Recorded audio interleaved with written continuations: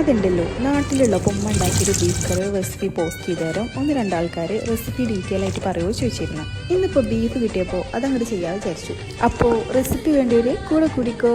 കഴുകി വൃത്തിയാക്കി ബീഫിലേക്ക് നിറയെ കുഞ്ഞുള്ളിയും കുറച്ച് സവാളയും ഇഞ്ചി വെളുത്തുള്ളി പച്ചമുളക് വലിയ ജീരകവും കറിവേപ്പിലയും കൂടി അരച്ചതും തക്കാളി കുരുമുളക് പൊടി മഞ്ഞൾപ്പൊടി മുളക് പൊടി മല്ലിപ്പൊടി ഗരം മസാലപ്പൊടി തുടങ്ങിയ എല്ലാ മസാലകളും ഇട്ട് കൊടുക്കുക. മുളക് പൊടി കുറച്ച് കുരുമുളക് പൊടിയും മല്ലിപ്പൊടിയും പച്ചമുളകും കൂടുതൽ ഇട്ടിട്ടാണ് കേട്ടോ ഉമ്മ ബീഫ് ഉണ്ടാക്കാറ്. പിന്നെ കുറച്ച് വിനാഗിരി ഉലുവ വെളിച്ചെണ്ണ ഉപ്പും കൂടി ചേർത്ത് കൈവച്ച് നന്നായി മിക്സ് ചെയ്യണം.